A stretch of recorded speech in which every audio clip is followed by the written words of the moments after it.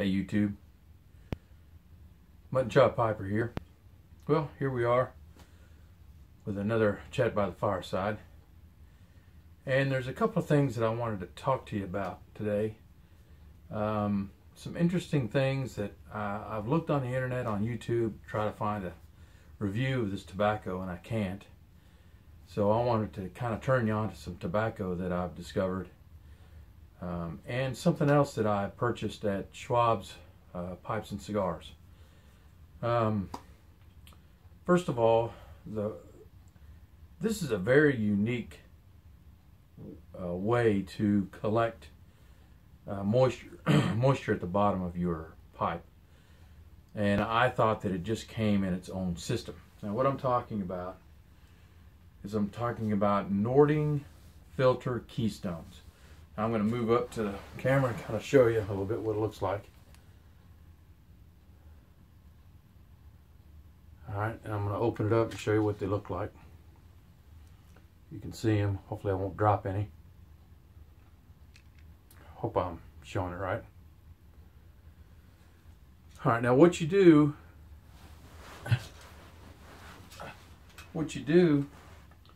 is you take a pipe. Grab one up here real quick. You take a pipe and you get 2 or 3 of these little granules. They are actually clay pellets. And you drop them in the bottom. I try to find a couple of good sized ones. And I use about 3 or 4 depending on the size.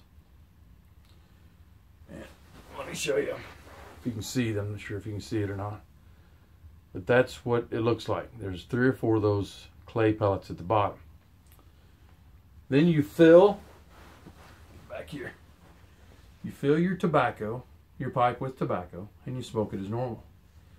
Now, I've got a lot of Savinellis, and I usually use one of the balsa filters when I'm smoking the Savinelli.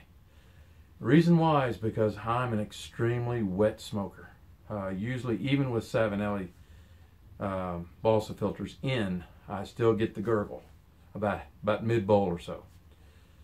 But what's curious is that since I've been using these Keystones, I haven't gotten any gurgle, and when I empty out the bowl, there's no moisture at the bottom.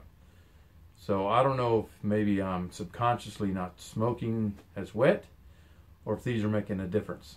So I just thought I would mention those to you. And if you've got a brick and mortar store, maybe they have some there. If not, maybe you can look online and see if they've got any. But they come in this little tin, and I think this was like $2.50 for this. So I'm going to keep experimenting. I've only smoked about 5 bowls or so with these Keystones in it, but every time I do, I don't hear any gurgle, and I might have to use one pipe cleaner when I'm smoking. So unless something happens in the next 3 or 4 or 5 smokes, I think I found something that helps me with my moisture problem. Okay, well that's about the Keystones. Now the tobacco I was wanting to talk to you about is a tobacco that I bought. I know it had to be at least a year ago when it first came out, when I first heard about it, and I bought it, and for some reason I put it away in a box somewhere and never smoked it. And then I was looking at some videos on YouTube, and I came across a mention of it, and I said, wait a minute, I think I bought a tin of that. Let me look and see. And sure enough, I found it. So I decided, well, I want to give it a try and see what it's like. And I'm glad I did, because even me being a aromatic smoker, I'm going to start to transition into English. And this, if you're an aromatic smoker, this is a perfect crossover tobacco to go from, to give you a little bit of hint of what an English tobacco is. Now the thing about it is it's extremely sweet in the beginning. As far as I know, it doesn't have any topping on it. It might. But let me tell you what the tobacco is before we get too far. It's Russ Ouellette's Firestorm. And that's it right there. It's called Firestorm. And when I first bought it, the name, I think, is what threw me off. Firestorm. I thought, oh man, I bet you that thing is English to the max, and I'll never be able to smoke that. But I smoked a bowl of it, and I was absolutely shocked. Let me read the back of the tin and tell you what's in it. Firestorm is an intriguingly complex blend of especially sweet Virginias, a healthy amount of Perique, a bit of rich Turkish, and some fire-cured mahogany Kentucky. It starts off with a dark fruit sweetness and a current of cinnamon that builds gradually to become deep and peppery in the last half. And let me tell you that it is right on. You get that fruity sweetness, and you get that cinnamon too. It's sort of like a cinnamon. If you ever had cinnamon toast, it's a little bit like that. It's a little bit of that cinnamon toast with some pepper sprinkled on, if that makes any sense. But the sweetness is what got me. I couldn't believe how sweet a tobacco with no casing on it could be. But the Virginias that he has in here, boy, it just sweetens that right up. So if you're an aromatic smoker and you said, I'll never smoke an English, give this a try, because I really was shocked at how, when you first light it up, it's like sugar and cinnamon. It gives you that cinnamon sugar taste. And you're smoking, tamping down the ash, and about mid-bowl, it's still sweet, but the cinnamon sort of fades away, and the Perique kind of comes in, the pepperiness, but it's still sweet. It's like a sweet pepper, and then that continues down to the end of the bowl till you get some ash at the bottom. I mean, it's been so good that I've actually started to smoke the ash, and I knew right then it was done because I was getting that real smoky taste in my mouth. So tonight I've smoked 2 bowls already, and I'm thinking I may end up smoking another bowl before I go to bed. It's that good. Now I know that everybody's palate is different. I know that you may get it and not find that it's as good as I'm saying it is, but what do you have to lose? If you're a tobacco smoker, if you're an aromatic smoker, you get it and you try it and you're like, ugh, this is disgusting. Gift it to a friend. Say, hey man, I got some English tobacco here. You want it? Oh sure, I'll take it.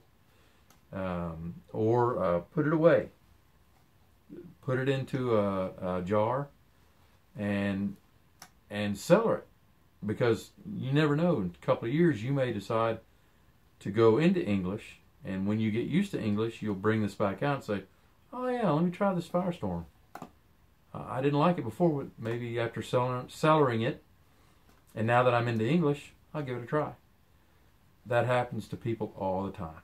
So I'm really impressed with this tobacco. It's I would say a scale to 5. It's a 5 out of 5 stars for me. So you might want to pick you up a tin and just give it a try. Okay, so today we've talked about the Nording Keystone filters. And like I said, all I do is I just take the Keystones, 2 or 3 of them, put them in the bottom of my bowl, put the tobacco on top, and smoke it normally. And so far, I mean, I swear, every time I smoke a bowl of tobacco, I'm using 3 to 4 pipe cleaners to swab out that moisture, because it's just, I'm just a wet smoker. With these Keystones, I think, matter of fact, the 2 bowls that I've smoked tonight, I haven't used one yet, except to clean my pipe. But I haven't used one pipe cleaner to swab out the moisture. So I have a good feeling these things work pretty good. So again, this is Nording Keystones. They come in this little tin. Ask your tobacconist if they can pick some up. Show him this video if you want, and see if he can pick some up. Not, go online. I'm sure that there's a place online that you can pick some of these up. And now this Russ Ouellette Firestorm, you can only get, as far as I know right now, you can only get it at pipesandcigars.com. I looked on smokingpipes.com. They don't have it. I don't know about Cup of Joe's or any other site. So, but I know for sure that pipesandcigars.com has this tin, because Russ Ouellette is their master blender. So, so if you want to get a tin of this, go over there and check them out and pick you up a tin. All right, well, that's it for this video. I hope you learned something. I'm not sure what I'm going to talk about next time, but hopefully it'll be educational. So until next time, I want to wish you and your family happy piping.